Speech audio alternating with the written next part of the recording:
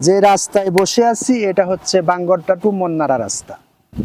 এই রাস্তাটা কিছুদিন আগেই খুব স্ট্রং করে, খুব সুন্দর করে, খুব পরিকল্পিতভাবে নির্মিত হয়েছে। অনেক ব্যয়বহুল একটা রাস্তা, দৃষ্টিনন্দন এবং আমাদের যাতায়াতের জন্য খুবই গুরুত্বপূর্ণ একটা রাস্তা।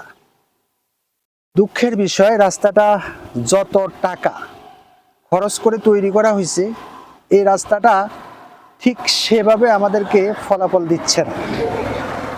আপনাকে যদি আমি একটা জিনিস দেখাই, এই রাস্তার গায়ে ইতিমধ্যেই কিন্তু বসন্তের ক্ষতের সৃষ্টি হয়েছে। এই যে দেখেন, এই ক্ষতগুলো যদি খুব দ্রুত সারিয়ে তোলা না হয় তবে কিন্তু এই রাস্তা তার লাইফ টাইম থেকে অন্তত আরো 5 বছর আমাদেরকে সার্ভিস কম দিবে।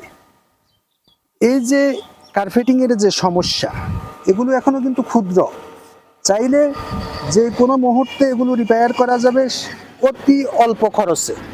আর যদি রিপেয়ার না করা হয় তাহলে আমরা যারা মন্নারা টু বাঙ্গরদার যে যাত্রী আছি আমাদের কপালে অবশ্যই দুর্ভোগ আছে।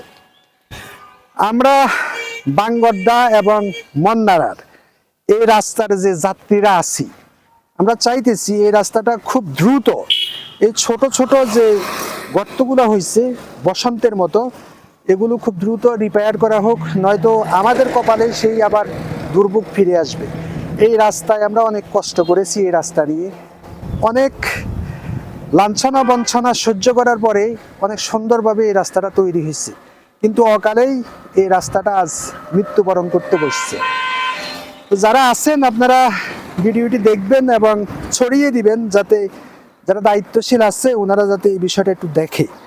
যদিও সরকারি কাজ হতে একটু দেরি হবে, এরপরেও এই বর্ষা ফেরিয়ে গেলেও যদি এটা রিপেয়ার করা হয় তবে সুন্দর, দৃষ্টিনন্দন এবং এই গুরুত্বপূর্ণ রাস্তাটা আমাদেরকে আরও অনেক দিন বেশি সার্ভিস দিতে পারবে। সবাইকে ধন্যবাদ, ভিডিওটি দেখবেন, মানুষের মধ্যে ছড়িয়ে দিবেন।